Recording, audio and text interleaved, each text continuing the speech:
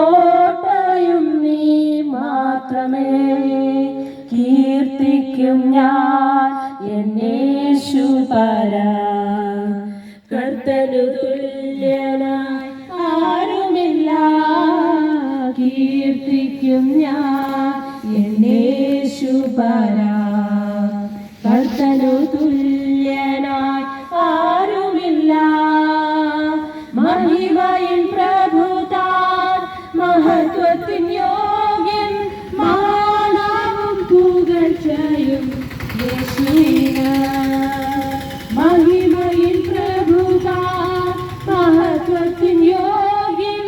മാനവും പുകഴ്ചയും യേശുവിന്. യേശുനാഥാ നീ എൻ ദൈവം. യേശുനാഥാ നീ എൻ ആശ്രയം. യേശുനാഥാ നീ എൻ ശൈലവും എൻ്റെ കോട്ടയും നീ മാത്രമേ. യേശുനാഥാ നീ എൻ ദൈവം. യേശുനാഥാ നീ എൻ ആശ്രയം. യേശുനാഥാ നീ എൻ ശൈലവും എൻ്റെ കോട്ടയും നീ മാത്രമേ. സന്ധ്യാസമയം പഴയ വിടുതി വസിക്കുന്ന എല്ലാ പ്രിയപ്പെട്ടവർക്കും, ദൂരത്തിന് ചാരിത്രമായി ഞങ്ങളെ സ്തുതിക്കുന്ന എല്ലാ പ്രിയപ്പെട്ടവർക്കും ക്രിസ്തുയേശുവിന്റെ നാമത്തിൽ ഞങ്ങളുടെ വന്ദനം അറിയിക്കുക. പ്രിയരെ, അല്പസമയം നിങ്ങളുടെ ശ്രദ്ധയെ കർത്താവിന്റെ സുവിശേഷത്തിലേക്ക് ഞങ്ങൾ സ്വാഗതം ചെയ്യുകയാണ്.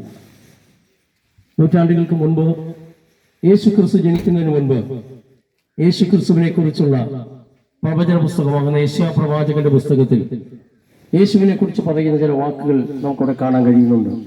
അതുപോലെ തന്നെ ദൂതൻ മറിയോട് പറയുന്ന വാക്കുകൾ നമുക്ക് കാണാൻ കഴിയുന്നുണ്ട്. അവൻ അത്ഭുത മന്ത്രി, വീരനാ ദൈവം, നിത്യപിതാവ്. അപ്പൊ അത്ഭുത മന്ത്രിയായ ഒരു യേശുവിനെ നമുക്കവിടെ കാണാൻ കഴിയുന്നുണ്ട്. വായിച്ച വചനത്തിൽ കർത്താവ് നമുക്ക് ചെയ്ത അത്ഭുതങ്ങളെ നമുക്ക് കാണാൻ കഴിയുന്നുണ്ട്. ജീവിതങ്ങളുടെ ഇല്ലായ്മയിൽ കർത്താവ് അധികം വരുത്തുന്ന, തൃപ്തിപ്പെടുത്തുന്ന ഒരു ദൈവമാണ്. ഇന്ന് ലോകത്തിൽ മനുഷ്യന് പണം എത്ര ലഭിച്ചാലും തൃപ്തിപ്പെടുന്നില്ല. ഈ ലോകത്തിൽ എന്തെല്ലാം നേടിയാലും മനുഷ്യന് തൃപ്തിയില്ല. പക്ഷെ തൃപ്തിയുള്ള ഒരു ജീവിതം തരുവാൻ ഞങ്ങളുടെ അത്ഭുത മന്ത്രിക്ക് കഴിയും. ഇവിടെ മന്ത്രിമാർ അനേകരുണ്ട്. നമുക്കറിയാം, കേന്ദ്രമന്ത്രിമാര്, അതിൽ കേരളത്തിലെ മന്ത്രിമാര്, ഇന്ത്യയിൽ മൊത്തത്തിൽ എത്രയോ ആയിരക്കണക്കിന് മന്ത്രിമാരുണ്ട്. ഏതെങ്കിലും മന്ത്രി അത്ഭുത മന്ത്രിയുണ്ടോ? വിദ്യാഭ്യാസ മന്ത്രിയുണ്ട്, ഭക്ഷ്യവകുപ്പിന് മന്ത്രിയുണ്ട്, ഫിഷറീസ് വകുപ്പിന് മന്ത്രിയുണ്ട്. ഇങ്ങനെ സകല മന്ത്രിമാരുമുണ്ട്. പക്ഷെ യേശുവിനെ കുറിച്ച് പറയുന്ന അത്ഭുത മന്ത്രിയാണ്. അവൻ ശൂന്യതകളിൽ നിന്ന് വിളിച്ചു വരുത്താൻ കഴിവുള്ളവനാണ്. ആ യേശുവിനെ കുറിച്ച് ലൂക്കോസിന്റെ സുവിശേഷം 24:19 പറയുന്നത് എങ്ങനെയാ? അവൻ വാക്കിലും പ്രവൃത്തിയിലും ശക്തിയുള്ള പ്രവാചകനാകുന്ന ഒരു മന്ത്രിയാ.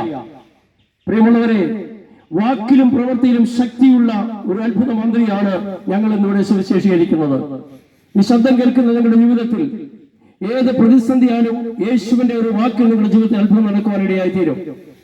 മർക്കോസിന്റെ സുവിശേഷം 4-ാം